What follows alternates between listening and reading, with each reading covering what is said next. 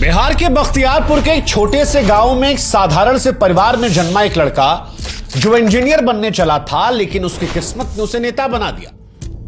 वो जेपी आंदोलन की आंधियों में तप कर निकला, जल्दी बिहार की राजनीति का ऐसा सितारा बना जिसे अब बिहार की सत्ता का बाजीगर कहा जाता है। कभी लालू यादव के साथ मिलकर बदलाव की मशाल उठाई तो उन्हीं लालू के जंगल राज के खिलाफ बिगुल फूंक दिया। फिर बीजेपी के साथ मिलकर बिहार को नया चेहरा दिया। बिहार में सड़कें चमकी, बिजली आई, सुशासन बाबू की छवि उसकी बनी।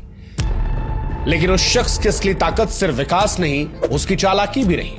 अपनी पार्टी में जो सबसे करीब रहा उसे सबसे दूर भगा दिया। राजनीति में कभी इस तरफ एनडीए तो कभी उस तरफ महागठबंधन, ऐसे तमाम यूटर्न लिया जिसके चलते उसके विरोधियों ने उसे पलटू राम कह दिया। हालांकि सियासत की बाजीगरी ऐसी कि बार बार पलटे लेकिन मुख्यमंत्री वही रहे, और इसीलिए शायद उनकी खुद की पार्टी के लोगों ने पोस्टर लगवाकर कहा कि ये सबके हैं। लालू यादव ने कहा कि इनके पेट में दांत है, हमारे मुंह में सीधे 32 दांत है, उनके पेट में नीतीश के दांत है जो वहां चले गए। तो चिराग पासवान ने कहा कि इनके दाएं हाथ को नहीं पता कि बाएं हाथ में क्या चल रहा है। यह कहानी नीतीश कुमार की है।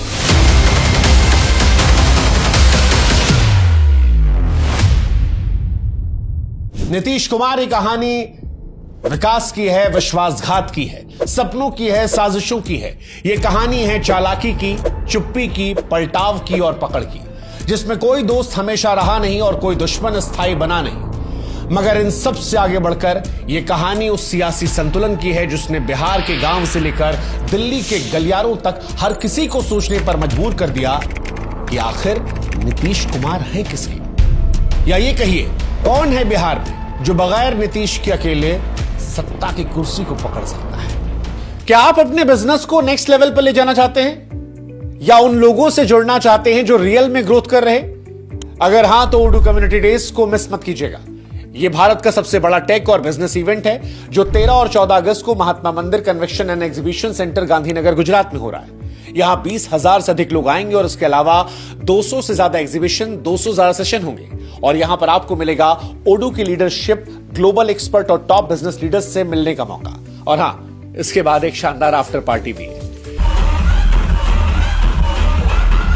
यह इवेंट आपकी नॉलेज, नेटवर्किंग और बिजनेस अपग्रेडेशन का एक सॉलिड बूस्टर हो सकता है।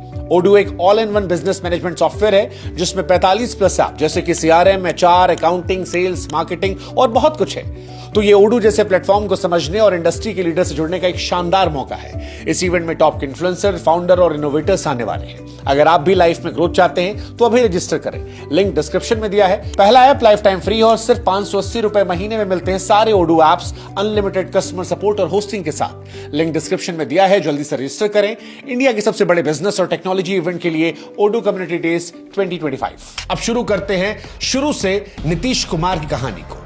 साल था 1951, तारीख थी 1 मार्च। बिहार के बख्तियारपुर कस्बे में एक छोटे से घर में एक बच्चा पैदा हुआ। नाम रखा गया नीतीश कुमार। पिता का नाम था राम लखन सिंह जो आयुर्वेदिक वैद्य थे, लेकिन दिल में राजनीति का जज्बा था। आजादी की लड़ाई में पिताजी कई बार जेल गए थे, लेकिन आजादी के बाद जब कांग्रेस से टिकट मांगा तो उनकी जगह लाल बहादुर शास्त्री जी की बहन को टिकट दे दिया गया। यहां से नीतीश जी के पिताजी का भरोसा जो है वो टूट गया और कांग्रेस को छोड़ दिया और डॉक्टर लोहिया के समाजवादी विचारों से जुड़ गए। नीतीश बचपन में ही अपने पिता को राजनीति पर लंबी लंबी बात करते सुनते थे। खासकर 1962 में जब भारत चीन से हारा तो घर में नेहरू की खूब आलोचना होती थी। ये बातें नीतीश के मन में गहराई तक बैठ गई। बाद में खुद कहा था उन्होंने कि आंख खोलते ही सदमा मिला था। पहली खबर जो याद है वो यही कि चीन ने हमें हरा दिया था। तभी से कांग्रेस के लिए नीतीश कुमार के मन में नाराजगी बैठ गई थी। पढ़ाई में नीतीश कुमार तेज थे। एक बार 10वीं की परीक्षा में गणित में पूरे 100 नंबर लाने का सपना देखा। सवालों के सारे जवाब आते थे, लेकिन जैसे ही पेपर खत्म हुआ कॉपी छीन ली गई। नीतीश कुमार को यह बात चुभ गई। उन्हें लगा कि अगर 5-10 मिनट और मिल जाता तो शायद वो 100 में 100 नंबर ला लेते। लेकिन बाद में, सालों बाद जब वो मुख्यमंत्री बने तो यह फैसला किया कि बच्चों को परीक्षा में 15 मिनट ज्यादा दिया जाएगा। बचपन की एक और घटना नीतीश कुमार की जिंदगी में सबक के तौर पर आई। एक बार वो और उनके दोस्त रेलवे स्टेशन को पार कर रहे थे, लेकिन ब्रिज नहीं बना था। दोनों ने मालगाड़ी से नीचे निकलने की सोची, लेकिन जैसे ही झुके और नीचे से आगे बढ़ने लगे, मालगाड़ी चल पड़ी। जैसे तैसे बाल बाल वो और उनके दोस्त बचे। उस दिन मौत सामने खड़ी थी, लेकिन नीतीश बच गए, शायद इसलिए क्योंकि किस्मत को पता था कि इस लड़के को अभी बहुत कुछ करना है। खैर, इसके बाद नीतीश कुमार साल 1966 में 15 साल की उम्र में पटना पहुंच गए। बख्तियारपुर से पटना साइंस कॉलेज पढ़ने आए थे, पढ़ाई में अच्छे थे, एक छोटी सी स्कॉलरशिप भी मिल गई थी। पिताजी भी कुछ पैसा भेजते थे, महीने में करीब 300 रुपया मिलता था, जो उस जमाने के हिसाब से कम नहीं था। नीतीश साफ सुथरे स्वभाव के थे, कमरे को चमका कर रखते थे। साइंस कॉलेज के बाद नीतीश कुमार ने बिहार कॉलेज ऑफ इंजीनियरिंग में एडमिशन ले लिया। पढ़ाई चल ही रही थी, लेकिन मन जो है वो राजनीति की तरफ जा रहा था। बचपन से ही राम मनोहर लोहिया के विचारों से प्रभावित थे, स्कूल में उनके भाषण पढ़ते थे। कॉलेज आते आते राजनीति की किताबों में दिलचस्पी बढ़ गई। एक बार तो कार्ल मार्क्स की किताब को उठाया और बाद में खुदे हंसते हुए कहे कि पूरी किताब सर के ऊपर से निकल गई। इन्हीं दिनों उनकी मुलाकात किशन पटनायक से, जो लोहिया के शिष्य और सांसद थे, उनसे हो गई। उन्होंने नीतीश को खुलकर कहा कि तुम राजनीति में आ जाओ, तुम्हारे जैसे लड़कों की देश में जरूरत है। और यहीं से नीतीश के मन में राजनीतिक महत्वाकांक्षा जो है वो शुरू हो गई। वो समाजवादी युवजन सभा से जुड़ गए और कॉलेज में छात्र संघ के अध्यक्ष भी बन गए। 1972 में जब फीस बढ़ी और हॉस्टल की हालत खराब हुई तो छात्रों के साथ मिलकर प्रदर्शन किया। आंदोलन इतना उग्र हो गया कि छात्रों ने सरकारी बसों को हाईजैक कर लिया। कई लोग गिरफ्तार हुए, पटना की जेल भर गई। सरकार को मामला शांत करवाने के लिए कमेटी बनानी पड़ी। हालांकि इतना सब करने के बाद भी नीतीश उस दौर के बड़े छात्र नेता नहीं बन पाए, क्योंकि उस दौर में लालू यादव का जादू अलग चल रहा था। लालू यादव जो अपने संवाद में हंसी मजाक करते थे, कई बार हंसी ठिठोली तमाशा और ये सारी चीजें जनता को प्रभावित करती थी। लालू यादव ने उस दौर में ही जनता को अपने रंग में रंग लिया था। नीतीश लालू से अलग थोड़ा शांत, पढ़ाकू, सोचने समझने वाले लड़के थे। वैसे दोनों में एक कॉमन बात थी, कहा जाता है खैनी। दोनों गांव के लड़के थे। फर्क सिर्फ इतना था कि नीतीश बाबू जो है वो पढ़े लिखे सलीकेदार घर से थे और लालू जी का जो स्टाइल था वो थोड़ा देहाती वाला स्टाइल था, जो धीरे धीरे उनकी जनता में पकड़ को और मजबूत कर लिया। इसी दौरान नीतीश कुमार की दोस्ती कुछ और चेहरों से भी हुई, जिसमें नाम था सुशील मोदी, सरयू राय, शिवानंद तिवारी, रविशंकर प्रसाद। ये तमाम वो लड़के थे जो आगे चलकर देश की सियासत में बड़ी भूमिका निभाने वाले थे। नीतीश जेपी की छात्र संघर्ष समिति से जुड़ गए और लोहिया विचार मंच पर भी एक्टिव हो गए। अब धीरे धीरे अपने रंग में आ रहे थे। मंच पर भले कम दिखते, लेकिन पर्दे के पीछे खूब चाल चलते। एक बार छात्र संघर्ष समिति में कम्युनिस्टों की एआईएसएफ भी शामिल थी, लेकिन वो इंदिरा गांधी के समर्थन में थी। अब सवाल था कि क्या किया जाए। नीतीश ने इसका हल ढूंढा, बिना टकराव के काम हो जाए ये उन्होंने सोचा। उन्होंने समिति से एक प्रस्ताव पास करवाया जिसमें अमेरिका की आलोचना के साथ साथ सोवियत संघ की निंदा कर दी गई, चेकोस्लोवाकिया और हंगरी में दखल को लेकर। बस क्या था, एआईएसएफ नाराज होकर खुद बाहर चली गई। नीतीश कुमार की यह चाल कामयाब थी और यही अंदाज नीतीश कुमार की मौजूदा सियासत में भी दिखता है, जहां वो शांति से जो करना होता है वो सलीके से कर जाते हैं, बिना टकराव के। खैर, नीतीश कुमार की शादी का भी एक बड़ा दिलचस्प किस्सा है। नीतीश कुमार जब राजनीति में अपने कदम रख रहे थे तो जयप्रकाश नारायण के साथ मंच साझा करने लगे। हालांकि इस दौर में वो पढ़ाकू थोड़ा अलग थे। कहा जाता है कि जयप्रकाश नारायण भी नीतीश को पढ़ाकू कहकर ताना मारते थे। लेकिन सियासत में बढ़ते कदम के बीच में नीतीश कुमार के पिता राम लखन सिंह को उनका राजनीति का ये मोह अच्छा नहीं लग रहा था। उनको ये लग रहा था कि लड़का जो है वो भटक रहा है और किसी भी माता पिता की तरह एक पुराना उपाय उन्होंने आजमाया, ब्याह करवा के शादी करने की बात कर। लड़की चुनी गई, नाम था मंजू, जो पटना के मगध महिला कॉलेज में पढ़ती थी। नीतीश कुमार को इतनी जल्दी शादी करने का कोई इरादा नहीं था, लेकिन फिर दोस्तों ने समझाया कि चलो मंजू को एक बार देख आते हैं, तो उन्होंने ज्यादा विरोध भी नहीं किया। नीतीश कुमार को लेकर एक किताब है, नीतीश कुमार अतरंग दोस्तों की नजर। उसमें उनके दोस्त कौशल एक किस्सा लिखते हैं। वो कहते हैं कि मैंने आकर नीतीश कुमार को बताया कि लड़की अच्छी है, पढ़ी लिखी है, मुस्कुराते हुए देखने में भी अच्छी लगती है। फिर यह सुनकर नीतीश जी मुस्कुरा दिए और शादी के लिए हामी भर दी। हालांकि नीतीश कुमार की शादी की कहानी इतनी आसान नहीं थी, असली मोड़ इसके बाद आया। नीतीश कुमार को यह पता चला कि उनके पिताजी ने दहेज में उस दौर में 22,000 रुपया मांगा है। बस फिर क्या था, नीतीश यहीं से फट पड़े। शाम को वहां से 3 पहिया ऑटो में बैठकर गांव पहुंचे और सीधे पिताजी से लड़ने लगे। वजह थी, लोहिया से प्रेरित होकर पहले ही कसम खाई थी कि जीवन में दहेज नहीं लेंगे। नीतीश कुमार ने शादी से इंकार कर दिया। बाद में मामला बिगड़ने ही वाला था कि तभी उनके दोस्त बीच में आए और लड़की के घर वालों से साफ साफ कह दिया कि कोई दहेज नहीं लिया जाएगा, कोई तिलक भात नहीं होगा, शादी अगर होगी तो बस एक साधारण कोर्ट मैरिज। नीतीश कुमार ने खुद भी संदेश भिजवाया कि मैं लोहिया का शिष्य हूं, मेरी जिंदगी विचारों पर चलती है। आप चाहें तो दोबारा सोच सकते हैं आपको यह रिश्ता मंजूर है या फिर नहीं। कहने को बात सीधी थी लेकिन तेवर स्पष्ट थे। शादी का नया कार्ड छपा और उस कार्ड पर लिखा गया कि यह शादी तिलक दहेज शोषण युक्त है, कुप्रथाओं से मुक्त है। 1973 में 22 साल की उम्र में नीतीश कुमार की शादी मंजू जी से करा दी गई, बिना शोर शराबे के, सिर्फ विचारों की बुनियाद पर। नीतीश जी की शादी के बाद उनकी पर्सनल लाइफ बढ़िया चल रही थी, लेकिन देश का माहौल 1974 में गर्म हो गया था। इंदिरा गांधी की सरकार पर भ्रष्टाचार के आरोप लग रहे थे। जयप्रकाश नारायण सड़कों पर उतर चुके थे और देश भर के छात्र जेपी के साथ जुड़ने लगे थे। नीतीश, जिन्हें जेपी मजाक में पढ़ाकू कहते थे, वो भी इनके साथ थे। फिर सितंबर 1974 में नीतीश कुमार को मीसा के तहत गिरफ्तार कर लिया गया, लेकिन कुछ ही महीनों के बाद दिसंबर में उन्हें रिहा कर दिया गया। फिर आया वो दिन जिसने इतिहास को बदल दिया। 12 जून साल 1975 को इलाहाबाद हाईकोर्ट ने इंदिरा गांधी की संसद सदस्यता को रद्द कर दिया। बौखलाई सरकार ने 25 जून की रात देश में इमरजेंसी लगा दी। जेपी समेत तमाम विपक्षी नेताओं को जेल में ठूस दिया गया। उस रात नीतीश कुमार पटना के इंजीनियरिंग कॉलेज के हॉस्टल में थे। एक दोस्त भागते हुए आया और कहा कि नीतीश, तुम्हें पकड़ने पुलिस आ रही है, भाग जाओ। नीतीश अंडरग्राउंड हो गए, कभी यहां कभी वहां, लोकेशन हर कुछ घंटे में बदलनी पड़ती। जुलाई में वे फल्गु नदी किनारे गया में गुप्त मीटिंग में थे। लालू और कई नेता भी यहां मौजूद थे। तभी पुलिस ने यहां धावा बोल दिया। भागने का रास्ता सिर्फ एक था, 10 से 11 फुट की ऊंची दीवार जिस पर लकड़ियों का ढेर टिका हुआ था।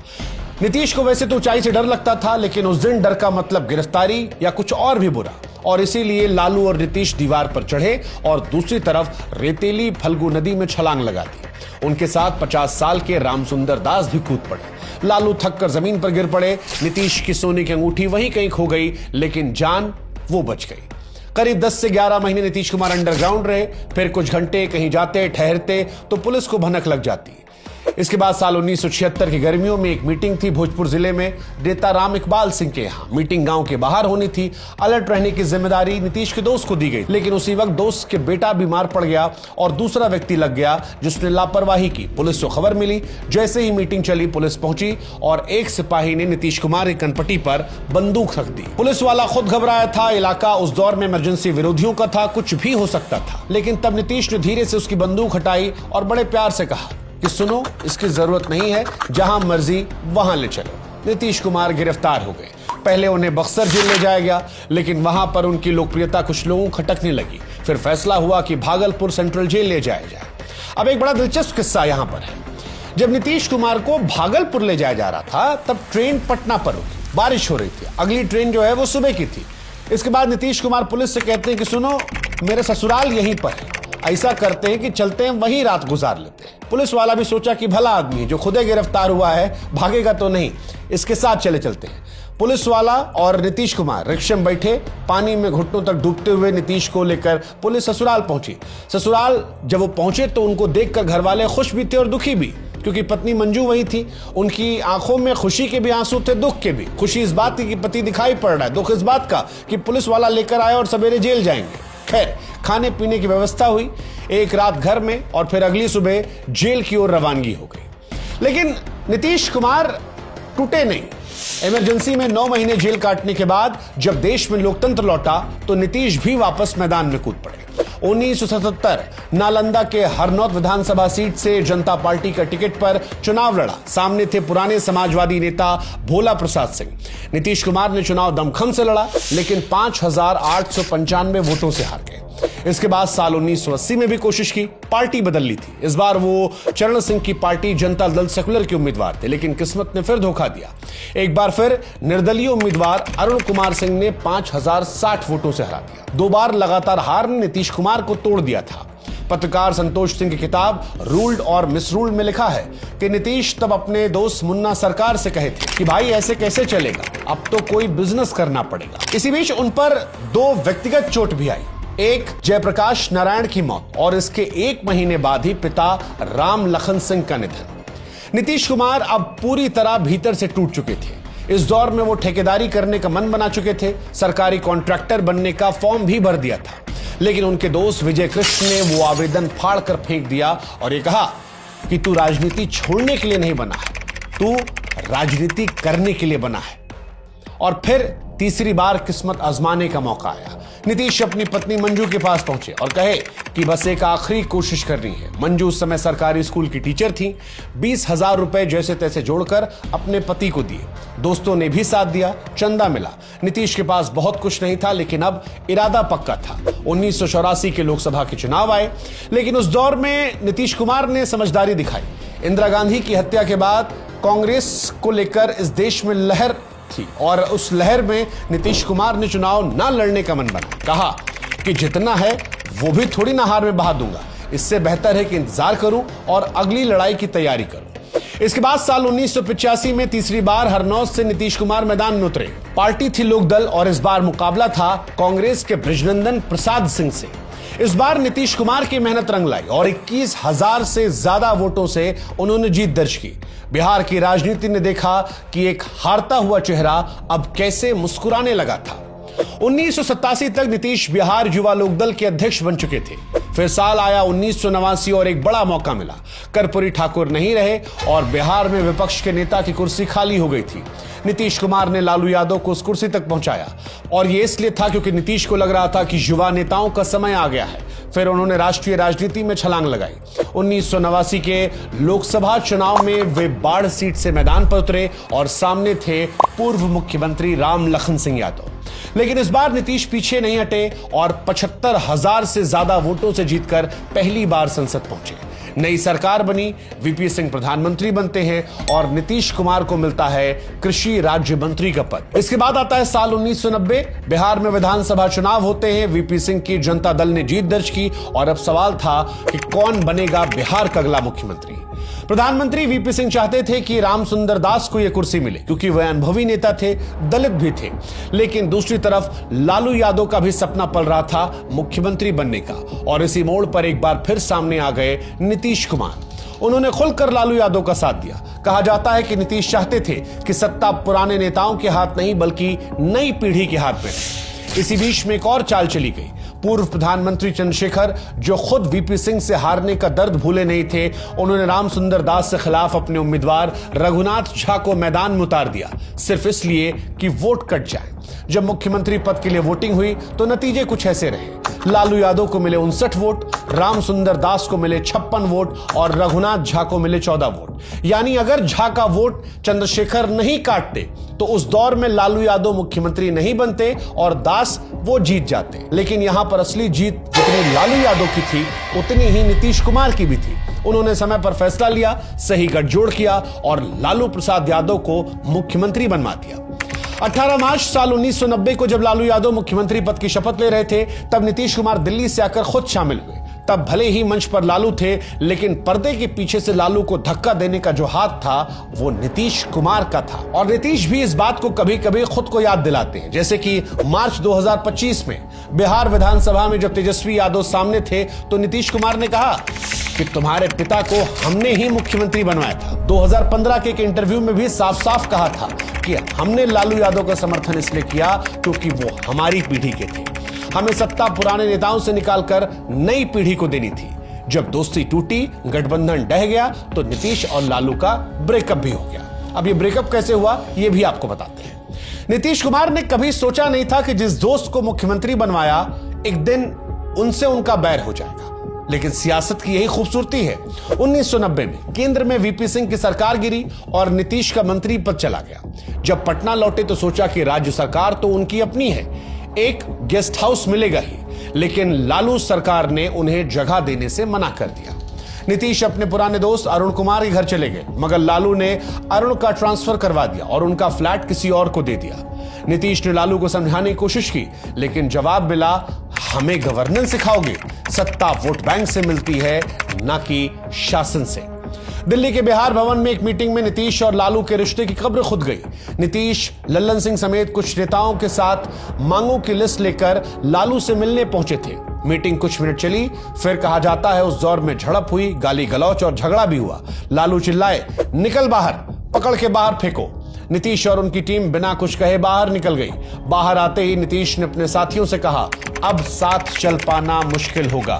फिर बीजेपी नेता सरयू राय से एक पत्र ड्राफ्ट करवाया जिसमें लालू यादव से गठबंधन को तोड़ने का ऐलान था।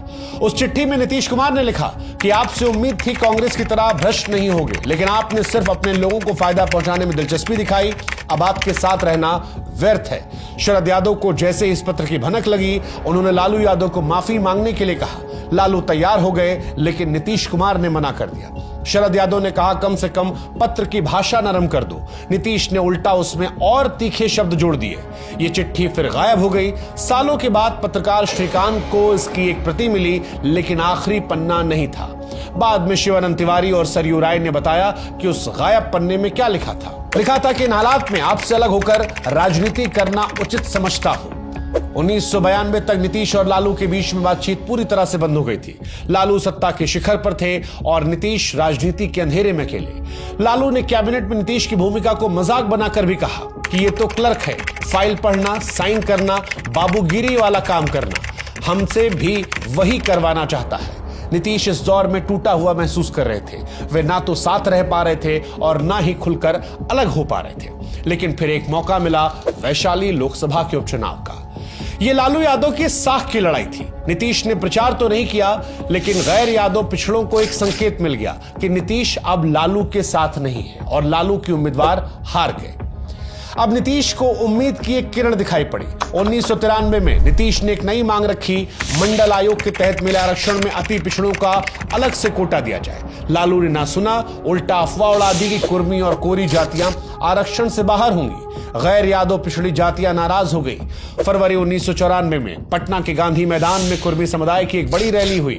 लालू ने नीतीश को संदेश भिजवाया, अगर रैली में गए तो देशद्रोह माना जाएगा। नीतीश गए भी और पूरे दम से मंच से बोले भी। कहा कि भीख नहीं, हिस्सेदारी चाहिए। जो सरकार हमें नजरअंदाज करेगी वो ज्यादा दिन सत्ता में नहीं रह पाएगी। और यही वो मौका था जब गठबंधन पूरी तरह से टूट गया। कुछ महीनों के बाद 19 अक्टूबर साल 1994 को नीतीश ने जॉर्ज फर्नांडिस और बाकी साथियों के साथ मिलकर समता पार्टी का गठन किया।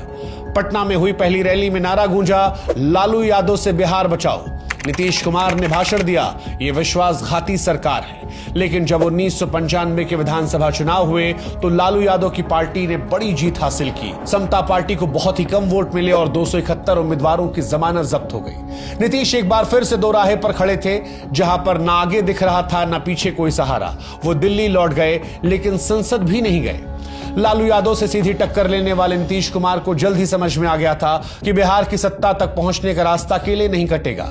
उन्हें कोई ऐसा साथी चाहिए था जो ताकतवर भी हो और जिसके पास वोट बैंक भी हो, जो उनके पास नहीं था। और यही सोचकर उन्होंने भाजपा की तरफ देखा, जिनके पास सवर्ण जातियों का मजबूत समर्थन था। नीतीश की समता पार्टी के पास कुर्मी, कोरी और दूसरी पिछड़ी जातियों का आधार था। दोनों का मेल रणनीतिक था, आदर्शों से ज्यादा जरूरतों का। उन्होंने लाल कृष्ण आडवाणी जैसे बड़े नेताओं से बात की और एक नया गठबंधन खड़ा कर दिया।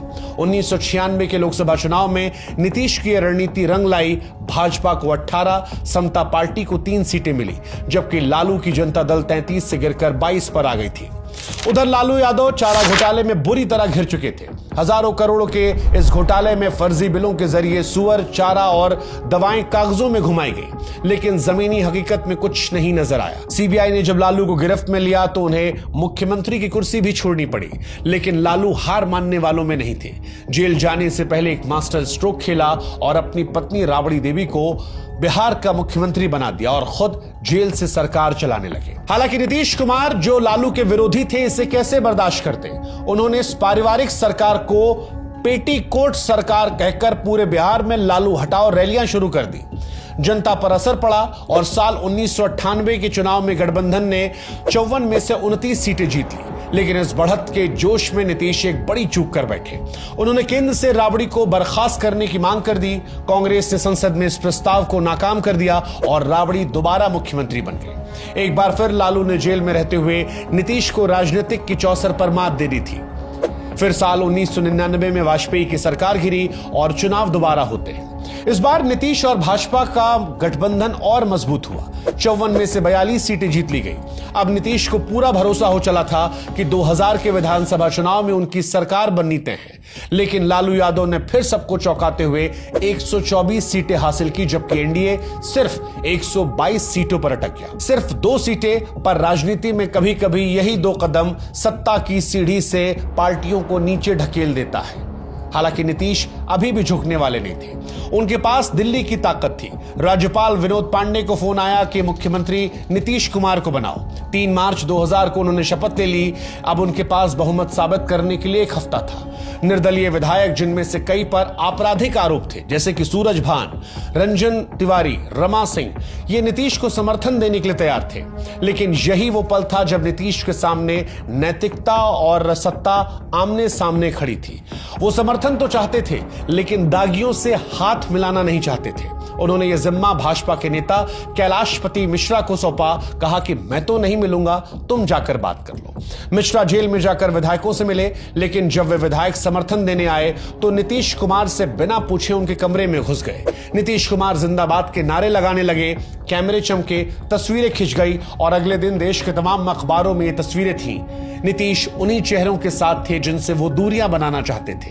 आज भी ये फोटो सेशन नीतीश कुमार को परेशान करता है। हालांकि इन सब के बावजूद भी नीतीश कुमार बहुमत नहीं जुटा पाए और नीतीश ने फ्लोर टेस्ट से पहले ही इस्तीफा दे दिया। लालू यादव की चाल एक बार फिर चल पड़ी। एक तरफ उनके करीबी कांग्रेस के 8 विधायकों को होटल में बंदूक की नोक पर रखे थे, तो वहीं दूसरी तरफ सोनिया गांधी से मिलकर सांप्रदायिक ताकतों को रोकने की अपील कर रहे थे। नतीजा फिर से वही हुआ। राबड़ी देवी मुख्यमंत्री बन गई और नीतीश कुमार को एक बार फिर दिल्ली लौटना पड़ा, इस बार वाजपेयी कैबिनेट में रेलवे मंत्री बनकर। लेकिन यही नीतीश कुमार के भाग्य का दरवाजा भी खोलने वाला था। 2000 में बिहार का बंटवारा हो गया और झारखंड एक नया राज्य बन गया। अब भाजपा का जो मजबूत आधार झारखंड में जो था वो अलग हो गया था और नीतीश की समता पार्टी बिहार में गठबंधन की सीनियर पार्टी बन गई थी। अब नीतीश पहले जैसे जूनियर नहीं थे, अब वो शर्तें रखने लगे थे और यहीं से नींव पड़ी उस नीतीश युग की जिसने अगले 10 सालों तक बिहार की सत्ता को अपने इशारों पर चलाया। एक तरफ बिहार में नीतीश कुमार का उदय हुआ था, दूसरी तरफ गुजरात में नरेंद्र मोदी का, और यहीं से नरेंद्र मोदी और नीतीश की दोस्ती, दुश्मनी, दूरी, करीबी सबकी शुरुआत हो गई। साल 2002 दरअसल भारतीय राजनीति के लिए एक जख्म की तरह था, लेकिन नीतीश कुमार के लिए भी इम्तिहान की तरह था। गुजरात में नरेंद्र मोदी के मुख्यमंत्री रहते हुए भयंकर दंगे हुए, हजारों लोग इसमें मारे गए। पूरे देश में गुस्सा उफान था। नीतीश उस वक्त एनडीए सरकार में मंत्री थे और एक साफ सुथरी सेक्युलर छवि के नेता माने जाते थे। ऐसे में उन पर जबरदस्त दबाव पड़ा कि भाजपा से रिश्ता तोड़ दे, लेकिन उन्होंने नहीं तोड़ा। जनता दल यूनाइटेड के लोग कहते थे कि नीतीश ने भाजपा नेताओं से साफ कहा था कि मोदी ने दंगों को रोकने में देरी की, मगर जॉर्ज फर्नांडिस, जो उस समय रक्षा मंत्री थे, उन्होंने समझाया कि लालू को हटाने की लड़ाई अधूरी है और भाजपा के बिना यह मुमकिन नहीं। आलोचक ये कहते हैं कि नीतीश ने सिद्धांत नहीं, राजनीति चुनी और शायद वो इसमें गलत भी नहीं थे। एक साल बाद खुद नीतीश अपने बयानों से दुनिया को चौंकाते हैं। दिसंबर 2003 में गुजरात के कच्छ में एक रेलवे परियोजना का उद्घाटन करते हुए वे कहते हैं कि नरेंद्र भाई को सिर्फ गुजरात तक सीमित नहीं रहना चाहिए, देश को उनकी जरूरत है। नीतीश कुमार दंगों को धब्बा तो कहते थे, लेकिन ये भी जोड़ते थे कि केवल बुरा याद रखना और अच्छा भूल जाना भी ठीक नहीं है। जब पूरा विपक्ष मोदी को सांप्रदायिक कह रहा था, तब नीतीश सार्वजनिक रूप से उनकी तारीफ कर रहे थे, लेकिन यह सब कुछ ज्यादा दिन नहीं चला। 2004 के लोकसभा चुनावों में एनडीए को हार का सामना करना पड़ा। बिहार में जेडीयू भाजपा गठबंधन केवल 11 सीटें जीत पाया। खुद नीतीश, जो लगातार 5 बार बाढ़ से सांसद थे, इस बार हार गए। उन्हें यकीन हो गया कि गुजरात दंगे उनकी छवि पर असर डाल रहे हैं, खासकर बिहार के मुस्लिम वोटरों में। उन्होंने अपनी रणनीति को बदला और नरेंद्र मोदी से दूरियां बना ली। 2005 में जब बिहार के विधानसभा चुनाव हुए तो नीतीश ने साफ साफ कहा कि मोदी बिहार में प्रचार नहीं करेंगे। इस चुनाव में लालू को 75 सीटें मिली, एनडीए को 92। बहुमत नहीं आया और नीतीश ने पिछली गलती से सीखते हुए सत्ता के लिए जोड़तोड़ नहीं की। उधर लालू ने केंद्र की यूपीए सरकार से विधानसभा भंग करवा दी और राष्ट्रपति शासन लागू हो गया। नीतीश सुप्रीम कोर्ट पहुंचे और फैसला उनके पक्ष में आया, लेकिन तब उनके दिमाग में एक नई योजना आई और वो योजना थी कि अगर अगला चुनाव नीतीश को मुख्यमंत्री का चेहरा बनाकर लड़ा जाए तो जनता उन्हें साफ साफ विकल्प के रूप में स्वीकार कर सकती है। उन्होंने भाजपा पर दबाव बनाया कि आधिकारिक तौर पर मुख्यमंत्री उम्मीदवार घोषित किया जाए। अटल बिहारी वाजपेयी चुप रहे, लेकिन नीतीश ने जेटली, राजनाथ और आडवाणी जैसे नेताओं से समर्थन जुटा लिया। यहां भी उनका विरोध हुआ। उनकी अपनी पार्टी के संस्थापक जॉर्ज फर्नांडिस ने कहा कि यह भाजपा का फैसला है, जेडीयू का नहीं। लेकिन जब अरुण जेटली ने समझाया कि नाम वापस लेने से नुकसान होगा तो जॉर्ज फर्नांडिस भी मान गए। अब नीतीश आधिकारिक तौर पर मुख्यमंत्री पद के चेहरे थे और जैसा उन्होंने सोचा था वैसा ही हुआ। नवंबर 2005 के चुनाव में एनडीए को स्पष्ट बहुमत मिला, 143 सीटें। इसमें 88 सीटें जेडीयू को और 55 भाजपा को मिली। 25 नवंबर 2005 को नीतीश कुमार ने मुख्यमंत्री पद की शपथ ली और यहीं से सुशासन बाबू के युग की शुरुआत हो गई। इस जीत ने उन्हें दो बातें सिखाई। एक, अगर जनता को भरोसे का चेहरा मिले तो गठबंधन जीत दिला सकता है, और दूसरा, उन्हें यह लगा कि नरेंद्र मोदी को बिहार की राजनीति से दूर रखना उनके लिए सही रणनीति है। यह फॉर्मूला उन्होंने अगले कई चुनावों में अपनाया। 2005 में जब नीतीश कुमार ने मुख्यमंत्री पद की शपथ ली तो बिहार की किस्मत को मानो एक नई स्याही मिल गई। दशकों से जो राज्य जंगल राज के नाम से बदनाम था, वहां पहली बार किसी ने मंच से कहा कि अब अपराध नहीं, विकास की बात होगी। उन्होंने जमीन पर उतरकर वही किया जो नेता अक्सर अपने भाषणों में करते हैं। अपराध के खिलाफ नीतीश कुमार ने जीरो टॉलरेंस की नीति लाई, फास्ट ट्रैक कोर्ट बनवाए और बाहुबली नेताओं तक को जेल भिजवा दिया। नतीजा चौंकाने वाला था। 5 सालों में बिहार का क्राइम रेट 68% तक गिर गया। पहली बार जनता ने महसूस किया कि राज डर से नहीं, न्याय से भी चल सकता है। पर नीतीश ने सिर्फ अपराध पर नकेल नहीं कसी, बिहार की नस भी पकड़ ली। शिक्षा और सम्मान। स्कूल जाने वाली लड़कियों को साइकिल दी गई, जो जल्द ही मुख्यमंत्री साइकिल योजना के नाम से घर घर में चर्चा का विषय बन गई। लड़कियों के स्कूल में उपस्थिति एक झटके में बढ़ी। शिक्षकों में भारी कमी थी, इसे दूर करने के लिए 2,70,000 शिक्षकों की भर्ती की गई। सरकारी स्कूलों को बदलने की भी कोशिशें तेज हो गई। इसी बीच नीतीश ने सामाजिक न्याय को भी नई परिभाषा दी। दलितों में सबसे वंचित वर्ग को महादलित घोषित किया गया और अलग योजना का लाभ मिला। अति पिछड़ों को आरक्षण दिया और महिलाओं को पंचायतों में 50% सीटें देकर जमीनी सत्ता में भागीदारी दी गई। महादलितों और महिलाओं और अति पिछड़ों में नीतीश के लिए एक स्थायी भरोसा पैदा हुआ, जिसने राजनीति के हर उतार चढ़ाव में नीतीश कुमार का साथ दिया। इन सब के बीच देश में नरेंद्र मोदी के गुजरात मॉडल की चर्चा भी तेज हो रही थी, लेकिन नीतीश और मोदी के रास्ते साफ तौर पर अलग थे। 2009 के लोकसभा चुनाव में नीतीश ने दो टूक कह दिया, नरेंद्र मोदी बिहार में प्रचार नहीं करेंगे। उन्हें डर था कि मोदी की मौजूदगी से उनका सेकुलर चेहरा धुंधला पड़ जाएगा। लेकिन राजनीति में जो सबसे अप्रत्याशित होता है वह मंच पर सबसे तेज चमकता है। पंजाब के लुधियाना में एक रैली के दौरान मोदी ने अचानक नीतीश कुमार को गले लगा लिया, हाथ पकड़कर उठा दिया। नीतीश के लिए दृश्य उतना ही असहज था जितना किसी विरोधी के साथ मंच पर बैठना। राहत बस इतनी थी कि बिहार में वोटिंग खत्म हो चुकी थी, लेकिन इस तस्वीर ने नीतीश कुमार का पीछा नहीं छोड़ा। जून 2010 में जब नीतीश कुमार भाजपा के बड़े नेताओं, जिसमें आडवाणी, जेटली और सुषमा स्वराज को पटना में डिनर पर बुलाते हैं, तो एक दिन पहले ही बिहार के अखबारों में एक बड़ा विज्ञापन छपा। इसमें लिखा था कि गुजरात सरकार ने बिहार को बाढ़ राहत के लिए 5 करोड़ दिए हैं, और साथ ही छपी थी वो लुधियाना वाली हाथों में हाथ वाली तस्वीर। नीतीश कुमार फट पड़े, न सिर्फ डिनर को रद्द किया बल्कि गुजरात सरकार का पैसा भी लौटा दिया। यह उनके राजनीतिक जीवन का सबसे साफ संदेश था, सत्ता भले साझा हो लेकिन नरेंद्र मोदी से साझेदारी नहीं होगी। और फिर आया अक्टूबर नवंबर 2010 का चुनाव। नीतीश अपने सबसे मजबूत मोर्चे पर लड़ रहे थे, विकास, कानून व्यवस्था और सुशासन। भाजपा जेडीयू का गठबंधन एनडीए इस चुनाव में ऐतिहासिक जीत दर्ज करता है। 243 में से 206 सीटें आती हैं। जेडीयू अकेले 115 सीटें जीतती है और नीतीश कुमार एक बार फिर से मुख्यमंत्री बन जाते हैं। यह सिर्फ एक चुनावी जीत नहीं थी, यह उस नेता की स्वीकार्यता थी जिसने नारे नहीं नतीजे दिए थे। और यह साफ हो गया था कि बिहार में एक नया चेहरा बना है जिसे जनता मुख्यमंत्री नहीं बल्कि सुशासन बाबू कहकर पुकारती है। 2010 में भारी जीत के बाद जब नीतीश कुमार दोबारा मुख्यमंत्री बने तो ऐसा लगा कि बिहार एक स्थिर और स्पष्ट नेतृत्व के हाथों में है। लेकिन यहीं से असल खेल पर्दे के पीछे शुरू हो गया। एक ऐसी लड़ाई शुरू हुई जो उस वक्त जोर से नहीं बोली जा रही थी लेकिन हर फैसले में सुनाई पड़ रही थी।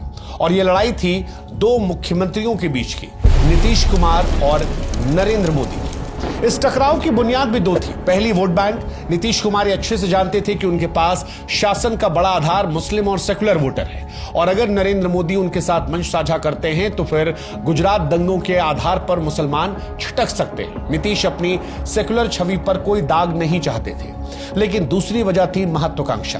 2010 के बाद देश की राजनीति करवट ले रही थी। यूपीए सरकार घोटालों में घिरी थी। 2G से लेकर कॉमनवेल्थ स्कैम ने जनता का भरोसा हिला रखा था। ऐसे में विपक्ष एक नए चेहरे की तलाश में था और तभी दो चेहरे सामने आते हैं। एक नरेंद्र मोदी का गुजरात मॉडल का चेहरा जो दिल्ली की तरफ लगातार बढ़ रहा था, और दूसरा नीतीश कुमार का जिसने बिहार जैसे पिछड़े राज्य में भी परिवर्तन लाकर दिखाया था। अंतर्राष्ट्रीय मंचों पर जिसे पुरस्कार मिल रहे थे। देश के न्यूज रूम में बिहार मॉडल और गुजरात मॉडल की बहस तेज थी। नीतीश कुमार के लिए अब यह सिर्फ दोस्ती और फासले का मामला नहीं था, यह सत्ता के सबसे ऊंचे सिंहासन की तरफ बढ़ने की एक लंबी दौड़ थी, जहां पर नरेंद्र मोदी या फिर नीतीश कुमार में एक ही इंसान हो सकता था जो फिनिश लाइन को पार कर सकता था। नीतीश ने यहीं से अपनी चालें बिछा दी, मोदी से दूरी बनाए रखी, भाजपा से रिश्ते निभाए, लेकिन अपने मंच को साफ रखा। हर विकास की उपलब्धि को सिर्फ गठबंधन की नहीं बल्कि अपनी कहानी की तरह पेश किया। और जब मंच पर मोदी का नाम उभरने लगा तब नीतीश ने तय कर लिया कि अब रास्ता अलग होगा, क्योंकि दोनों के लक्ष्य, दोनों के मंजिल सिर्फ एक थे। 2013 आते आते नीतीश और बीजेपी के संबंध काफी ज्यादा खराब हो गए थे और इसका कारण नरेंद्र मोदी थे। 9 जून 2013 को बीजेपी ने मोदी को लोकसभा चुनाव की अपनी प्रचार समिति का चेयरमैन बना दिया। नीतीश को यह साफ हो गया कि जल्दी बीजेपी मोदी को प्रधानमंत्री पद का उम्मीदवार भी बनाएगी और यह उन्हें मंजूर नहीं था। नरेंद्र मोदी को इसके बाद क्रिमिनल बताते हुए नीतीश ने बीजेपी से 17 साल पुराना गठबंधन तोड़ दिया। 16 जून को बिहार सरकार में शामिल बीजेपी के सभी 11 मंत्रियों को बर्खास्त कर दिया गया। नीतीश लेफ्ट पार्टीज और निर्दलीय के समर्थन से अल्पमत सरकार चलाने लगे। इधर सितंबर 2013 में बीजेपी ने मोदी को प्रधानमंत्री पद का उम्मीदवार घोषित कर दिया। पहले जिन मोदी को नीतीश बिहार में घुसने नहीं दे रहे थे, अब गठबंधन टूटने के बाद मोदी ऐसा करने के लिए स्वतंत्र थे। उन्होंने 2014 लोकसभा चुनाव में पूरे बिहार में रैलियां करते हुए कम से कम 32 जगहों पर नीतीश कुमार को घमंडी बताया। उन्होंने आरोप लगाया कि नीतीश कुमार हिपोक्रेट है, निजी तौर पर उनसे अच्छे संबंध रखते हैं लेकिन सबके सामने उनकी आलोचना करते हैं। वहीं नीतीश ने मोदी को क्रिमिनल बताते हुए 121 रैलियों में बार बार 2002 गुजरात दंगों का जिक्र किया। उन्होंने मोदी के गुजरात मॉडल को चुनौती देते हुए कहा कि बिहार ने गुजरात से अच्छी तरक्की की है। मोदी और नीतीश के बीच आमने सामने की इस पहली लड़ाई में बाजी मोदी के हाथ लगी। उनकी लोकप्रियता के दम पर बीजेपी बिहार की 40 में से 22 सीटें जीतने में कामयाब रही। उसके गठबंधन एनडीए ने 31 सीटें जीती। नीतीश की जेडीयू के हाथ केवल 2 सीटें आती हैं। नीतीश कुमार ने इसके बाद इस हार की नैतिक जिम्मेदारी लेते हुए मुख्यमंत्री के पद से इस्तीफा दे दिया। अपने सबसे भरोसेमंद जीतन राम मांझी को बिहार का मुख्यमंत्री बना दिया। मांझी एक महादलित थे। लोकसभा चुनाव में पिछड़ों ने मोदी का साथ दिया। मोदी के इसी पिछड़ा कार्ड को न्यूट्रलाइज करने के लिए नीतीश ने मांझी को मुख्यमंत्री बनाया था। इसी बीच दिसंबर 2014 में नीतीश चुनावी रणनीतिकार प्रशांत किशोर से मिलते हैं, जिन्होंने उनके साथ काम करने की इच्छा जताई। प्रशांत किशोर ने 2014 लोकसभा चुनावों में नरेंद्र मोदी का चुनाव प्रचार संभाला था। उन्होंने नीतीश के साथ काम करने से पहले मांझी को मुख्यमंत्री पद से हटाने की मांग की, लेकिन मांझी कुर्सी छोड़ने से इंकार कर देते हैं। कहा गया कि वे बीजेपी के हाथों में खेल रहे हैं। जेडीयू ने पार्टी से निकाल दिया, फिर भी मांझी ने मुख्यमंत्री का पद नहीं छोड़ा। बीजेपी उन्हें समर्थन दे चुकी थी, लेकिन इसके बावजूद मांझी के पास पूर्ण बहुमत नहीं था। आखिरकार मजबूर होकर फरवरी 2015 में मुख्यमंत्री के पद से इस्तीफा दिया और नीतीश कुमार एक बार फिर से मुख्यमंत्री बन गए। 2014 की लोकसभा हार नीतीश कुमार के लिए सिर्फ एक चुनावी पराजय नहीं थी, ये उनके आत्मविश्वास और बिहार में उनकी पकड़ की कड़ी परीक्षा थी। उन्होंने मुख्यमंत्री की कुर्सी छोड़ी, मांझी को दी, फिर वापस ली, लेकिन उन्हें पता था कि अगर 2015 के विधानसभा चुनाव नहीं जीते तो राजनीतिक पुनर्जन्म की उम्मीदें भी जाती रहेगी। लेकिन सामने अकेली बीजेपी नहीं थी, बल्कि नरेंद्र मोदी थे, देश के सबसे लोकप्रिय नेता, नीतीश के सबसे बड़े राजनीतिक प्रतिद्वंदी। अकेले लड़ा तो पराजय तय थी, इसीलिए नीतीश ने वो किया जिसमें वो माहिर है, राजनीतिक रेखाएं मिटाकर नए गठबंधन बनाना। उन्होंने हाथ मिलाया उसी लालू यादव से जिसके खिलाफ कभी जंगल राज का नारा देकर वो सत्ता में आए थे। कांग्रेस को भी साथ लिया और बना दिया महागठबंधन, जेडीयू, आरजेडी और कांग्रेस की तिकड़ी। नीतीश कुमार इस बात को जानते थे कि सिर्फ सीटों का नहीं बल्कि संविधान, सम्मान और सोच का चुनाव होगा। चुनाव प्रचार का जिम्मा नीतीश ने एक नए खिलाड़ी प्रशांत किशोर को सौंपा, जो 2014 में मोदी के लिए काम कर चुके थे। शुरू में प्रशांत महागठबंधन के पक्ष में नहीं थे, लेकिन धीरे धीरे वो लालू नीतीश के बीच कड़ी दूत और डील मेकर बन गए। उन्होंने सीटों का बंटवारा तय करवाया और लालू से गारंटी ली कि मुख्यमंत्री नीतीश कुमार बनेंगे। चुनाव से पहले ही लालू ने मंच से ऐलान कर दिया कि मुख्यमंत्री नीतीश कुमार ही बनेंगे। इधर प्रधानमंत्री मोदी ने भी अपनी पूरी ताकत झोंक दी थी। रैलियों पर रैली, भाषण पर हमला और फिर वो बयान आया जिसने पूरा चुनाव पलट दिया। नीतीश के डीएनए में गड़बड़ी है। मोदी का इरादा नीतीश की छवि पर चोट करना था, लेकिन नीतीश ने उसी वार को बिहार की अस्मिता का मुद्दा बना लिया। उन्होंने मोदी को चिट्ठी लिखी, आपके बयान से 10 करोड़ बिहारियों का अपमान हुआ है। उन्होंने वही हथियार इस्तेमाल किया जो मोदी खुद गुजरात में बार बार चला चुके थे। मुझ पर हमला मतलब पूरे राज्य पर हमला। नीतीश ने इस बयान को गांव गांव तक पहुंचाया, डीएनए से डिग्निटी का सफर रच दिया। नीतीश अब न सिर्फ विरोध कर रहे थे बल्कि वो मोदी से सीख भी रहे थे और नरेंद्र मोदी को उन्हीं की शैली में जवाब दे रहे थे। जब चुनाव के नतीजे आए तो बिहार की धरती पर एक राजनीतिक चमत्कार लिखा जा चुका था। 243 में से 178 सीटों पर महागठबंधन ने कब्जा जमाया। भाजपा केवल 53 सीटों पर सिमट गई। आरजेडी सबसे बड़ी पार्टी बनी, 80 सीटें। लेकिन जैसा वादा हुआ था, लालू ने नीतीश को मुख्यमंत्री बनाने में एक पल की देरी नहीं की। तेजस्वी डिप्टी सीएम बने और नीतीश ने तीसरी बार मुख्यमंत्री की कुर्सी को संभाल लिया। ये जीत उस वक्त एक गठबंधन की जीत नहीं थी, ये नीतीश कुमार की पुनरावृत्ति थी। वो फिर से साबित कर चुके थे कि राजनीति में कोई स्थायी दुश्मन नहीं होता, बस सही वक्त पर चलने वाली चाल ही स्थायी होती है। 2015 की भारी जीत के बाद जब नीतीश कुमार ने सत्ता संभाली तो उनका अगला कदम किसी को अंदाजा नहीं था। सरकार बने कुछ ही महीने हुए थे कि उन्होंने एक ऐसा फैसला किया जिसने पूरे देश का ध्यान खींच लिया। बिहार में पूर्ण शराबबंदी का फैसला। यह फैसला जितना साहसी था उतना ही जोखिम भरा। नीतीश कुमार जानते थे कि शराबबंदी का सीधा असर उन महिलाओं तक पहुंचेगा जो घर घर में शराब के चलते हिंसा, गरीबी और अपमान का सामना कर रही थी। महिलाओं को सत्ता में आधी भागीदारी देने वाले मुख्यमंत्री अब उनके संरक्षक की छवि गढ़ रहे थे। लेकिन धीरे धीरे इस फैसले की कड़वी सच्चाई सामने आने लगी। जहां जहां शराब पर बैन लगाया गया था वहां नकली शराब का जाल फैल चुका था और बिहार भी इससे छूता नहीं रहा। कई जगह जहरीली शराब से मौतें हुई, शराब माफिया पनपने लगा और आलोचनाओं का सिलसिला शुरू हो गया। लेकिन नीतीश डटे रहे, कहा जनहित में है, वापस नहीं लेंगे। ये वही नीतीश कुमार थे जो अपने हर पलटी के लिए आलोचना सहते थे, पर यहां पर एक अडिग प्रशासक का रूप लेकर खड़े रहे। इसी बीच बीजेपी से उनकी दूरी कम होने लगी। जब नवंबर 2016 में केंद्र की मोदी सरकार ने नोटबंदी का ऐलान किया तो लगभग पूरा विपक्ष से जन विरोधी कह रहा था, लेकिन तब नीतीश कुमार ने इसका समर्थन किया। उस समय नीतीश का नोटबंदी को समर्थन करना केवल एक आर्थिक मुद्दा नहीं, एक संकेत था कि वो पुरानी राहों से हटकर नई पगडंडी तलाशने लगे हैं। मई 2017 में जब सोनिया गांधी ने विपक्षी दलों को एक लंच मीटिंग में बुलाया जहां राष्ट्रपति चुनाव की रणनीति बननी थी तो नीतीश वहां नहीं पहुंचे, लेकिन अगले ही दिन नरेंद्र मोदी के साथ लंच करते दिखाई पड़े। तस्वीरें वही कह रही थी जो नीतीश जुबान से नहीं कह रहे थे। पाला बदलने की पूरी तैयारी थी। इसके बाद उन्होंने बीजेपी के उम्मीदवार रामनाथ कोविंद को राष्ट्रपति चुनाव में समर्थन दे दिया, जबकि उनका अपना गठबंधन आरजेडी और कांग्रेस इसका विरोध कर रहे थे। अब गठबंधन के भीतर खटास खुलकर दिखने लगी थी और इसकी 3 वजह थी। पहली, आरजेडी चाहती थी कि नीतीश तेजस्वी यादव को मुख्यमंत्री बनाकर खुद राष्ट्रीय राजनीति में चले जाएं। लालू उन्हें पीएम मटेरियल कहने लगे थे, जो प्रशंसा कम, दबाव ज्यादा थी। दूसरा, जेडीयू ने आरोप लगाया कि आरजेडी उसके विधायकों को तोड़ने की कोशिश कर रही है। और तीसरी सबसे बड़ी वजह, तेजस्वी यादव का नाम आईआरसीटीसी घोटाले में सामने आया था। नीतीश ने गठबंधन धर्म निभाते हुए तेजस्वी सफाई मांगी, लेकिन लालू और तेजस्वी ने चुप्पी साध ली और यहीं से विश्वास की आखिरी डोर भी टूट गई। फिर आया साल 2017 जब नीतीश कुमार की अंतरात्मा जागी और विपक्ष की सबसे बड़ी विकेट गिर गई। 2015 में लालू के साथ हाथ मिलाने वाले नीतीश कुमार ने जब प्रधानमंत्री मोदी के खिलाफ बिहार की लड़ाई जीती थी तब उन्हें विपक्ष का नया चेहरा माना जा रहा था। एक ऐसा नेता जो सेक्युलर है, साफ छवि वाला है, नरेंद्र मोदी को चुनौती देने की ताकत रखता है। विपक्ष के गलियारों में चर्चा थी 2024 क्यों नहीं नीतीश ही। लेकिन फिर साल 2017 आया और एक ऐसा पल जिसने न सिर्फ बिहार की राजनीति के नक्शे को बदल दिया बल्कि राष्ट्रीय विपक्ष की कमर तोड़ दी। 26 जुलाई 2017 को नीतीश कुमार ने अचानक घोषणा की कि अंतरात्मा की आवाज कह रही है कि अब वो आरजेडी के साथ नहीं चल सकते। आईआरसीटीसी घोटाले में तेजस्वी यादव पर कार्रवाई ना होने से वाहत है और बस शाम होते होते गठबंधन तोड़ दिया।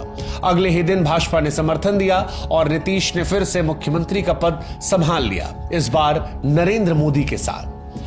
बिहार की सियासत में ये कोई सामान्य यूटर्न नहीं था। ये उस नेता की वापसी थी जो 5 साल पहले मोदी के डीएनए पर सवाल उठा रहा था और अब उनके साथ मंच साझा कर रहा था। विपक्ष की सबसे मजबूत विकेट एक झटके में गिर चुकी थी और बीजेपी ने वो काम कर दिखाया जिसे विपक्ष करने का सपना देख रहा था। हालांकि फिर एक और ट्विस्ट आया। सितंबर 2018 में प्रशांत किशोर जेडीयू में शामिल हो गए और 1 महीने के बाद ही पार्टी का वाइस प्रेसिडेंट बना दिया गया। अचानक वो नीतीश के नंबर 2 बन गए और सब ने उन्हें उत्तराधिकारी मानना शुरू कर दिया। लेकिन राजनीति में उत्तराधिकारी बनने से पहले उसे स्वीकृति नहीं, समय और सत्ता दोनों में निभाना पड़ता है और यही चीज प्रशांत किशोर के साथ नहीं हो पाई। 2019 में लोकसभा चुनाव हुए। नीतीश ने भाजपा के साथ मिलकर चुनाव लड़ा। परिणाम ऐतिहासिक रहे। बिहार की 40 में से 39 सीटें एनडीए ने जीती और महागठबंधन का लगभग सफाया हो गया। लालू यादव की आरजेडी खाता नहीं खोल पाई। नीतीश सत्ता की सबसे सुरक्षित जगह पर खड़े थे, लेकिन शायद अब वे सत्ता के साथ नहीं, अपनी छवि के साथ संघर्ष कर रहे थे। इसी दौरान केंद्र सरकार सीएए यानी नागरिकता संशोधन कानून लेकर आई, जिसके चलते विपक्षी दल सड़कों पर थे, लेकिन नीतीश खामोश। यही चुप्पी प्रशांत किशोर को नागवार गुजरी और खुलकर उन्होंने सीएए की आलोचना शुरू कर दी। पार्टी लाइन के खिलाफ जाकर बार बार खुलकर जोर जोर से। यह टकराव ज्यादा दिन नहीं टिका। जनवरी 2020 में नीतीश कुमार ने उन्हें पार्टी से बाहर निकाल दिया। लेकिन असली धमाका तो इसके बाद हुआ जब नीतीश ने कहा कि प्रशांत किशोर को अमित शाह ने भेजा था। उनके 2 बार कॉल करने पर पीके को जेडीयू में लेने के लिए कहा था। नीतीश की इस बात से हर कोई हैरान था। क्या प्रशांत किशोर का प्रवेश एक रणनीतिक घुसपैठ था या सिर्फ नीतीश का गुस्से में दिया गया बयान? सच जो कुछ भी हो, इतना तो तय था कि नीतीश की राजनीति अब याद रखने और भूल जाने के बीच झूलती चालों को मैदान बन चुकी थी, जहां ना कोई स्थायी दुश्मन था और ना कोई स्थायी उत्तराधिकारी। इसके बाद 2020 का विधानसभा चुनाव कुछ अलग ही स्क्रिप्ट पर लिखा गया। चेहरे वही थे, गठबंधन वही था, लेकिन इस बार साजिशें नहीं थी और निशाने पर थे नीतीश कुमार। जेडीयू और बीजेपी फिर एक साथ चुनाव लड़ रहे थे, लेकिन इस बार बीच में उतर आए थे चिराग पासवान, लोक जनशक्ति पार्टी के नेता जो खुद को रामविलास पासवान के विरासत का वारिस और मोदी का हनुमान बताकर मैदान में उतरे थे। चिराग ने बीजेपी से दोस्ती बनाए रखी, लेकिन हमला जेडीयू पर बोला। उन्होंने 140 से ज्यादा सीटों पर उम्मीदवार उतारे, सिर्फ जेडीयू के खिलाफ। बीजेपी के खिलाफ एक भी सीट पर नहीं लड़े और यह सियासत की भाषा में पार्टनरशिप के मुखौटे में हमला था। राजनीतिक गलियारों में इसे चिराग मॉडल कहा गया, एक ऐसा प्रयोग जिसे बीजेपी ने नीतीश कुमार को कमजोर करने के लिए तैयार किया था। मकसद साफ था कि नीतीश की सीटें कम हो ताकि चुनाव के बाद मुख्यमंत्री पद पर बीजेपी दावा ठोक सके, और यह दावा कामयाब भी रहा। जेडीयू की सीटें 43 तक सिमट गईं, जबकि बीजेपी ने 74 सीटें जीतकर गठबंधन में बढ़त बना ली। जेडीयू ने इसे खुली साजिश करार दिया, एक ऐसा हमला जो बाहर से कम भीतर से ज्यादा हुआ। लेकिन बीजेपी के पास इतनी सीटें नहीं थीं कि अकेले सरकार बना सके या जोड़ तोड़ से बिना नीतीश की सत्ता संभाल सके। नतीजन कमजोर स्थिति में होने के बावजूद नीतीश एक बार फिर मुख्यमंत्री बने। लगातार दूसरी बार ऐसा हुआ कि कम सीटों वाले सहयोगी ने सत्ता की चाबी को संभाला। यह सिर्फ संख्याओं की बात नहीं थी, बल्कि नीतीश कुमार की राजनीतिक हैसियत का भी प्रमाण था। बिहार की राजनीति अब 2 ध्रुवों में बटी थी, बीजेपी और आरजेडी, लेकिन लड़ाई जीतता वही था जिसके साथ नीतीश कुमार थे। नीतीश इस भूमिका को अच्छी तरह समझ रहे थे और उसी को अपनी सबसे बड़ी ताकत बनाकर निभाते भी रहे। मगर चिराग मॉडल की चोट इतनी गहरी थी कि साझेदारी का जख्म नासूर बन चुका था। 2020 की जीत के बावजूद दोनों दलों के बीच खटास बढ़ती गई। नीतीश को यह महसूस हो चुका था कि बीजेपी अब उन्हें साथी नहीं, संघर्ष मानने लगी है। और आखिरकार 9 अगस्त 2022 को नीतीश कुमार ने एक बार फिर पलटी मारी, बीजेपी से गठबंधन तोड़ा और आरजेडी के साथ मिलकर सरकार बना ली। जेडीयू ने साफ साफ आरोप लगाया कि बीजेपी हमारी पार्टी को तोड़ने की कोशिश कर रही है, हमारे विधायकों से संपर्क कर रही है, इसलिए गठबंधन अब भरोसे के काबिल नहीं रहा। वहीं बीजेपी का जवाब और भी दिलचस्प था।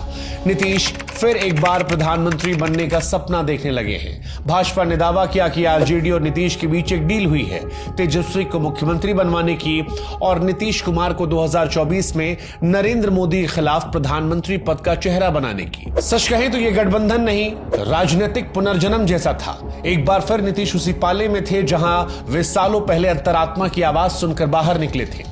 लेकिन राजनीति में अंतरात्मा और अवसरवाद का फर्क तब तक नहीं दिखता जब तक बाजी कोई और और ना पलट दे। 9 अगस्त 2022 को जब नीतीश कुमार ने बीजेपी से नाता तोड़कर फिर से आरजेडी के साथ सरकार बनाई तो सिर्फ गठबंधन नहीं बदला था, इरादा बदला था। मुख्यमंत्री पद की शपथ लेते हुए ही पहली लाइन में नरेंद्र मोदी को चुनौती दी थी। कहा 2014 में जो जीते थे उन्हें 2024 की चिंता करनी चाहिए। पूरा देश समझ गया था कि नीतीश की नजर अब बिहार ही नहीं बल्कि दिल्ली की गद्दी पर भी है, लेकिन रास्ता इतना आसान नहीं। विपक्ष बिखरा हुआ था, कांग्रेस अकेले चल रही थी और दूसरी तरफ ममता बनर्जी, अरविंद केजरीवाल, अखिलेश यादव जैसे क्षेत्रीय क्षत्रप थर्ड फ्रंट का सपना बुन रहे थे जिसमें कांग्रेस की कोई जगह ना हो। नीतीश इस जटिल गणित को सुलझाने मैदान में उतरे। उन्हें समझाना था कि ममता और केजरीवाल जैसे नेताओं को के बिना कांग्रेस के मोदी को हराना नामुमकिन है, और दूसरी तरफ उन्हें कांग्रेस को यकीन दिलाना था कि बाकी दल कोई खतरा नहीं बल्कि जरूरत है। सितंबर 2022 में उन्होंने 2 बार दिल्ली की यात्रा की, राहुल और सोनिया गांधी से बातचीत की, अरविंद केजरीवाल से मुलाकात की, फिर अप्रैल मई 2023 में देश भर के विपक्षी नेताओं से मिले। ममता बनर्जी, अखिलेश यादव, उद्धव ठाकरे, हेमंत सोरेन जैसे कई नेहरूवादी युग का प्रतिनिधि, सबको एकजुट करने की पुरानी कोशिश को दोहराया गया। फिर आया 23 जून 2023 का दिन जब पटना में विपक्ष की पहली ऐतिहासिक बैठक हुई। 17 दल एक साथ सामने आए, एक मंच पर बैठे और गठबंधन को नया नाम दिया, इंडिया। 3 महीनों में 3 बैठकों के बाद यह संख्या 28 पार्टियों तक पहुंच गई और एक वक्त ऐसा लगने लगा कि नीतीश कुमार विपक्ष के सर्वमान्य नेता बन चुके हैं। मीडिया विश्लेषक यहां तक के विरोधी भी मानने लगे कि 2024 में नरेंद्र मोदी को चुनौती देने के लिए नीतीश सबसे मजबूत विकल्प है। लेकिन यहीं से चीजें बिगड़ने लगी। सीट बंटवारे पर बात नहीं बन रही थी, कुछ दल ज्यादा चाहते थे, कुछ कांग्रेस को कम देना चाह रहे थे। नीतीश फिर नाराज होने लगे और फिर 19 दिसंबर 2023 को दिल्ली की बैठक में एक अप्रत्याशित घटना होती है। ममता बनर्जी ने मल्लिकार्जुन खड़गे का नाम प्रधानमंत्री पद के उम्मीदवार के तौर पर प्रस्तावित कर दिया। अरविंद केजरीवाल ने समर्थन दिया, खड़गे ने विनम्रता से मना कर दिया, कहा पहले चुनाव जीतते हैं फिर नाम तय करेंगे। लेकिन नीतीश कुमार के लिए व्यक्तिगत और राजनीतिक चोट थी। गठबंधन जिसकी नींव उन्होंने रखी थी उसमें कोई और चेहरा प्रधानमंत्री बनने की चर्चा में था। जेडीयू ने इसे कांग्रेस की सोची समझी चाल बताया। नीतीश ने कहा मैं किसी पद की रेस में नहीं हूं, लेकिन सभी जानते थे कि नीतीश की राजनीतिक महत्वाकांक्षा से ही यह गठबंधन बना था। फिर 1 महीना बीता, 13 जनवरी 2024 अगली बैठक। इस बार प्रस्ताव आया कि नीतीश कुमार को इंडिया गठबंधन का कन्वीनर बनाया जाए, लेकिन बैठक में राहुल गांधी ने इस प्रस्ताव को वीटो कर दिया। उन्होंने कहा कि ममता बनर्जी को इस पर आपत्ति है और वो बैठक में मौजूद नहीं है तो फैसला टालना होगा। नीतीश कुमार इस अपमान से तिलमिला गए, बैठक को अधूरी छोड़ दी और 10 मिनट पहले निकल गए। राहुल के करीबियों का यह कहना था कि उनके पास पक्की जानकारी थी, नीतीश बीजेपी के साथ सीट बंटवारे की बातचीत कर रहे हैं और इसलिए राहुल गांधी को भी लगा कि कभी भी वो इंडिया गठबंधन को छोड़ सकते हैं। और शायद राहुल गांधी की आशंका सही थी या राहुल के कदम के चलते उनकी आशंका हकीकत में तब्दील हो गई, क्योंकि उस दिन बैठक छोड़ते समय नीतीश इस बात को मन बना चुके थे कि अब इस गठबंधन में नहीं रहना। और फिर वही हुआ जो राजनीति में सिर्फ नीतीश कुमार कर सकते हैं। 28 जनवरी को मुख्यमंत्री के पद से इस्तीफा दिया, गठबंधन को तोड़ा और बीजेपी के साथ मिलकर दोबारा से सरकार बना ली। यह कोई आम यूटर्न नहीं था, यह वैसा ही था जैसा सेनापति युद्ध में दुश्मन की तरफ से तलवार चलाए और शाम होते होते दुश्मन की सेना में सेनापति बन जाए। इंडिया गठबंधन जिसे नीतीश ने जोड़ा, जिसकी हर पहली बैठक उन्होंने होस्ट की, जिसमें उन्होंने विपक्ष को एक बैनर के नीचे लाने के लिए दिन रात एक कर दिया, अब नीतीश उसी इंडिया गठबंधन के खिलाफ थे। सवाल था क्यों? क्योंकि नीतीश को लगने लगा था कि उन्हें गठबंधन में वो सम्मान, वो दर्जा नहीं मिल रहा जिसके वो हकदार थे। उनकी नाराजगी कांग्रेस से थी क्योंकि राहुल उन्हें संयोजक नहीं बनने दे रहे थे, और आरजेडी से इसलिए क्योंकि उन्हें लगा कि लालू यादव ने खुलकर साथ नहीं निभाया। उधर दूसरी तरफ भाजपा की तरफ से आती राम मंदिर की हवा, जीत का माहौल उन्हें यकीन दिला चुका था कि अगर सत्ता में बने रहना है तो मोदी की छत के नीचे रहना होगा। इसीलिए फिर वही एक बार किया जो सिर्फ नीतीश कुमार कर सकते हैं, और वो था पाला बदलकर इस ओर से उस ओर जाना। 2013 के बाद से यह चौथी बार था जब नीतीश ने पाला बदला था, और पिछले 3 बार उन्होंने ये सिर्फ 6 सालों में किया था। अब जनता, मीडिया, सोशल मीडिया सभी ने उन्हें एक नया नाम देना शुरू कर दिया, पलटू राम। कहा गया अब नीतीश की कोई विचारधारा नहीं, अब सिर्फ कुर्सी है जो उनके इर्द गिर्द घूमती चलती है। और साथ ही यह भविष्यवाणी भी हुई कि जेडीयू अब साफ हो जाएगी, लोकसभा चुनावों में जनता जवाब देगी। लेकिन नीतीश कुमार की कहानी कभी भी भविष्यवाणियों पर नहीं चली। वो हर बार राजनीतिक अंत की पंक्ति में खड़े होकर अगला अध्याय लिख देते हैं और इस बार भी उन्होंने यही किया। जनवरी 2024 में जब नीतीश कुमार ने इंडिया गठबंधन तोड़कर एक बार फिर बीजेपी का हाथ थामा था, तो अधिकतर लोगों का मानना था कि नीतीश खत्म हो गए। सोशल मीडिया पर मीम बन रहे थे, राजनीतिक विश्लेषक विरोधी तंज कस रहे थे। लेकिन 4 जून 2024 को जब लोकसभा चुनाव के नतीजे आए तो पूरा नैरेटिव चेंज हो गया। बिहार में जेडीयू ने 12 सीटें जीत ली, बीजेपी के बराबर। लेकिन जिन आरजेडी और कांग्रेस से खिलाफ हो गए थे, वो दोनों मिलकर भी इतनी सीटें बिहार में नहीं ला पाए। और सबसे बड़ा ट्विस्ट तब आया जब राष्ट्रीय स्तर पर बीजेपी को बहुमत नहीं मिला। एनडीए को 293 सीटें मिली, जो बहुमत से सिर्फ 23 ज्यादा थी। जिसे पलटी मारने वाला कहा जा रहा था, वो अब कुर्सी तय करने वाला बन चुका था।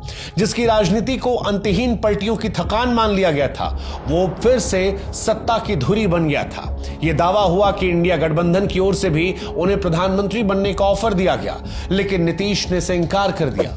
क्यों? क्योंकि शायद उन्हें पता था कि कभी कभी प्रधानमंत्री बनने से ज्यादा ताकतवर होता है प्रधानमंत्री बनाने वाला। आज नरेंद्र मोदी के पास 272 का जादुई आंकड़ा नहीं है, लेकिन नीतीश कुमार के पास सिर्फ 12 का असली जादू है। वो 12 जो सिर्फ आंकड़ों नहीं, राजनीतिक निर्णायकता की कीमत बन चुका है। और इस तरह जब नीतीश के राजनीतिक करियर की लोग श्रद्धांजलि की तैयारियां कर रहे थे, तो वो अपने करियर के सबसे ऊंचे मुकाम पर पहुंच गए। आज सत्ता की चाबी नीतीश कुमार के पास भी है। जिस नरेंद्र मोदी ने उनके डीएनए में गड़बड़ी वाली बात कही थी, वो नीतीश कुमार की स्वीकृति से तीसरी बार प्रधानमंत्री बने हैं। नीतीश कुमार कोई विचारधारा नहीं, कोई गठबंधन नहीं, बल्कि राजनीति की सबसे सटीक टाइमिंग का नाम है। और शायद यही कारण है कि बिहार ही नहीं, बल्कि देश की सत्ता की भी असली सेंटर वही है। चुप, शांत, लेकिन निर्णायक। सियासत के सबसे बुजुर्ग और सबसे चालाक खिलाड़ी के इर्द गिर्द एक बार फिर वही सवाल मंडरा रहा है कि अब नीतीश कुमार का आगे क्या। बिहार के आने वाले विधानसभा चुनाव की आहट के साथ नीतीश कुमार और उनकी पार्टी जेडीयू के भविष्य को लेकर चर्चाएं तेज हो गई हैं। वजह वही पुराने 2 सवाल, सेहत और उत्तराधिकारी। कहा जा रहा है कि नीतीश कुमार अब पहले से ज्यादा बीमार रहने लगे हैं। वो थके हुए रहते हैं, वो अक्सर चीजों को भूल जाते हैं। और दूसरी सबसे बड़ी बात यह कि उन्होंने अपनी पार्टी में कभी किसी को बराबर खड़े होने नहीं दिया। दरअसल नीतीश ने कभी किसी को अपनी छाया में फलने नहीं दिया। जॉर्ज फर्नांडिस के साथ पार्टी बनाई, फिर उनको साइडलाइन कर दिया। शरद यादव के साथ जेडीयू खड़ी की, फिर दरवाजा दिखा दिया। प्रशांत किशोर, आरसीपी सिंह, मांझी, कुशवाहा, सभी को उत्तराधिकारी माना गया। लेकिन जैसे ही किसी की पहचान नीतीश की बराबरी करने लगती, वो कुर्सी का कांटा बन गई और उसे बाहर का रास्ता दिखा दिया गया। यही वजह है कि आज जेडीयू के पास ना कोई नेक्स्ट नीतीश है, ना कोई ऐसा चेहरा जो उनके बिना पार्टी को आगे बढ़ा सके। नीतीश कुमार हमेशा परिवारवाद के विरोधी रहे। चुनावी रैलियों में आरजेडी और कांग्रेस को परिवार की दुकान कहकर कोसते रहे। जनता ने भी उन्हें इसीलिए सराहा क्योंकि अपने परिवार को सत्ता से दूर रखा। लेकिन अब लगता है कि राजनीति के आखिरी मोड़ पर आकर नीतीश भी वही रास्ता पकड़ने वाले हैं जिस पर चलने वालों को आज तक कोसते आए हैं। और इसीलिए उनके इकलौते बेटे निशांत कुमार का नाम अक्सर सामने आ रहा है। हालांकि उनके प्रशंसक कई बार यह भी कहते हैं कि यह बयान आरजेडी की तरफ से फैलाया जाता है ताकि उन पर परिवारवाद के आरोप जो हैं वो हल्के हो जाएं। कई सारी कहानियां हैं। कुछ कहते हैं कि अंदर खाने विरासत चल रही है कि नीतीश अपनी राजनीतिक विरासत को सौंपने की तैयारी में है। लेकिन कुल मिलाकर नीतीश क्या करते हैं, यह शायद सिर्फ और सिर्फ नीतीश कुमार ही समझ सकते हैं। और जैसा एक दौर में कहा गया था कि नीतीश के बाएं हाथ में क्या, वो दाएं को नहीं पता चलता, ऐसे ही नीतीश का उत्तराधिकारी को लेकर अगला कदम क्या होगा, यह किसी और को नहीं पता चल सकता। लेकिन कुल मिलाकर यह बदलाव सिर्फ सत्ता की कमजोरी नहीं, एक अनकहे डर की गवाही भी है कि सत्ता चली गई तो कौन याद रखेगा, क्या कोई और सुशासन बाबू बनेगा। दरअसल नीतीश कुमार की पूरी राजनीति एक धीरे धीरे बिछाई गई बिसात जैसी रही। कभी सिद्धांतों के नाम पर, कभी विकास के नाम पर, कभी गठबंधन की जरूरत बताकर उन्होंने सत्ता के लिए वैचारिक पलटियों की ऐसी मिसाल गढ़ी कि लोग आज भी कहें भरोसा नहीं कि नीतीश बाबू कब किधर कहां चले जाए।